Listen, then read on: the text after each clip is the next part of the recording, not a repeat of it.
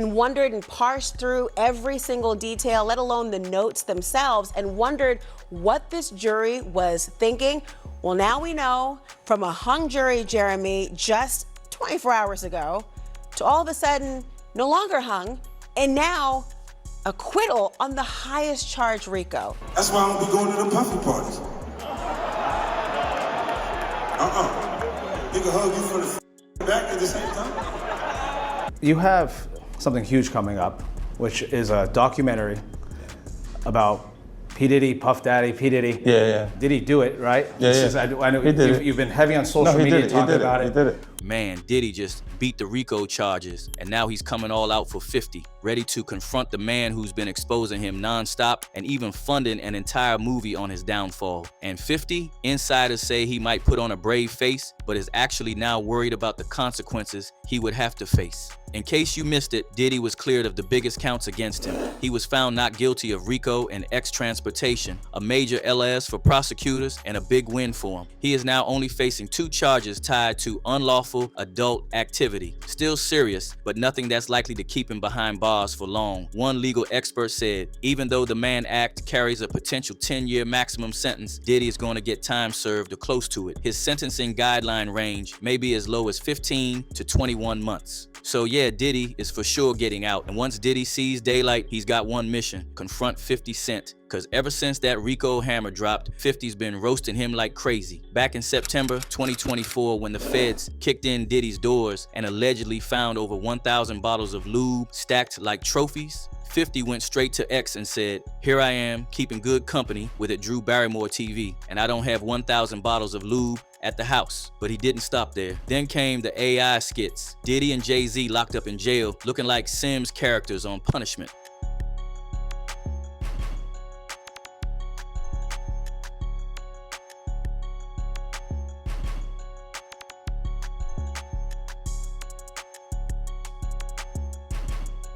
$50 even dropped a whole Netflix-style docu-series trailer called Diddy Do It. Like that man built a mini career off trolling Diddy's downfall. You have something huge coming up, which is a documentary about P. Diddy, Puff Daddy, P. Diddy. Yeah. Did he do it, right? I know you've been heavy on social media talking about it. He did it. And when Cassie hit the courtroom in May 2025 with her jaw-dropping testimony, 50 doubled down, posted that People headline with the caption, "Damn, he did all that ish to go out like this, shaking my head. This ish crazier than regular crazy." Then he hit us with a statue of a cherub pissing, adding, "Diddy said in your mouth." So you see, 50 has been on Diddy's case since he got locked up, and he was going so hard because no one ever thought he would ever get out, and now the tables have turned. Some folks are calling cap on that acquittal. Word is, Diddy might have pulled another move, allegedly greasing palms, buying silence, and running hush money plays like usual. Now, during the heat of the trial, prosecutors brought out the big guns, starting with Cassie. She was the main witness, said she was forced into sick stuff at Diddy's so-called freak-offs.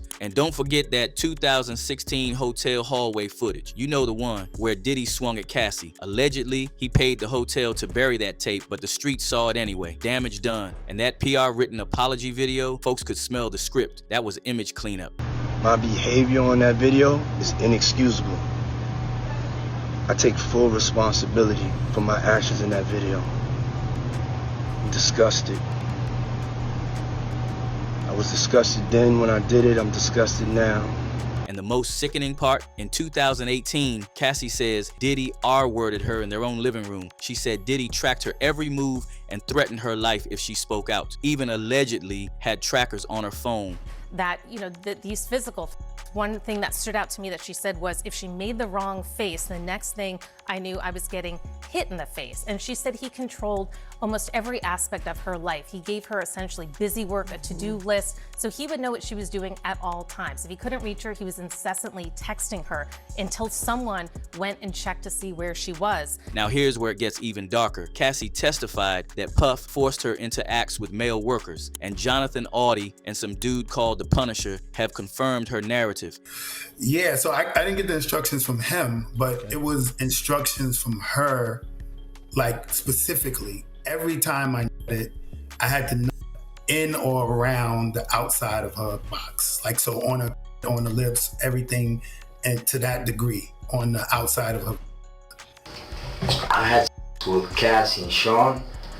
Basically, he would tell me what to do with Cassie. I had like 15 encounters, and I heard lots of business. Cause what they would do is Sean talks a lot on the phone and on the TV with speakers and stuff, and I was like a slave, okay?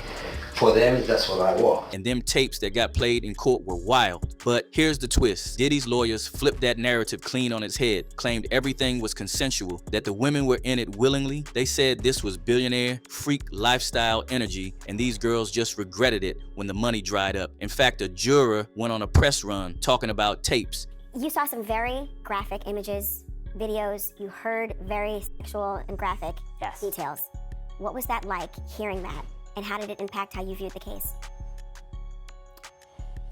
No, they were very graphic, and but I think overall, you know, we were looking at it from like one side, and it was definitely riveting and eye-opening. What did you see on the videos? You know, the press wasn't able to see it in real time. Yeah. No, I mean, they were showing some of the. Well, I mean, it was both the freak-offs and hotel nights, as they were called, from both of them. But it was... what did they show in those videos? They showed, well, again, you know, the defense and the prosecution showed different clips, so they were very selective. Like the prosecution was showing more, you know, just Cassie just sitting around. The defense showed that? The defense showed that, yeah. Just her sitting around not engaging in activity? Yes. For the prosecution, when you had to have your headphones on and otherwise, what were you seeing then? There was activity, but I mean, it wasn't really. Was it force? No, it didn't seem forced. It was actually like pretty tame. Really? Yeah. Did she? It was just a lot of rubbing oil and stuff on there. It wasn't. They dragged out Jane Doe, tried to paint her as clout chasing, claimed Kid Cudi's testimony was irrelevant. Diddy's squad said it was all a freak show, just misunderstood by the public. And truth be told, some folks in the jury might have bought it, cause right now, Diddy's RICO charge has been dismissed. Word on the street is he may be granted bail soon, and 50, even after Diddy has been cleared of the RICO charges, he still got jokes. As soon as the acquittal dropped, 50 hit Instagram with an AI-generated selfie of him laughing. Caption, Diddy beat the RICO. That boy a bad man. He liked the gay John Gotti. Then he took shots at Diddy's defense lawyer saying, hey, ish head tail puff, I said keep paying the rent or Jane won't be there for the appeal. Mark, your closing statements were so bad people think you're working for me. And if that wasn't enough, 50's still cooking up that Netflix doc about Diddy's freaky fallout and says he'll use the profits to support survivors. So with Diddy dodging those RICO charges, folks are asking, what's next? Is he really about to walk out clean, or is another set of charges loading? And if he does walk, do you think 50 will keep up with that same energy? Drop your thoughts in the comments. And if you're riding with unfiltered heat, don't just scroll, tap like, subscribe, and keep it rolling with the next jaw dropper loading up now.